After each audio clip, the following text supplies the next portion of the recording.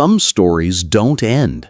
They just wait for the right chapter to begin again. This is the story of Lily and Ethan, two souls who once loved and lost each other, only to meet years later in the quiet aisles of a small-town bookstore. In high school, Lily and Ethan were inseparable. They shared books, late-night phone calls, and dreams of leaving their small town in Oregon. But after graduation, life pulled them apart. Lily went to New York for college, chasing her dream of becoming a writer. Ethan stayed behind to take care of his family's business. Promises were made, but distance, time, and silence slowly built a wall between them. One painful night, they said their goodbyes.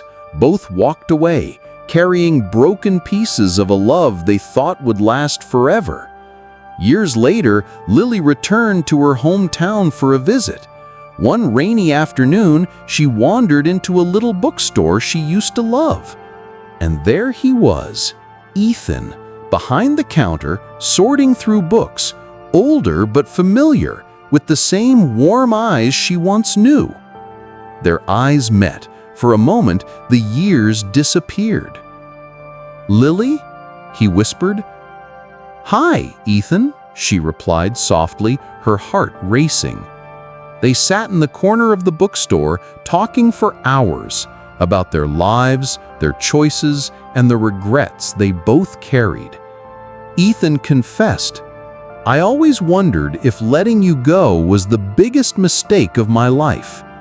Lily's eyes softened, "And I always wondered if you ever thought of me when you looked at the stars." Silence filled the room, but it wasn't empty. It was heavy with everything they never said before. Over the next few weeks, Lily visited the bookstore often. They laughed about old times, shared new stories, and found themselves slowly falling into the same rhythm they once had. One evening, as they closed the store together, Ethan held her hand gently. "We lost our first story, Lily, but maybe this is our second chance." Her eyes shimmered. "Then let's not waste it."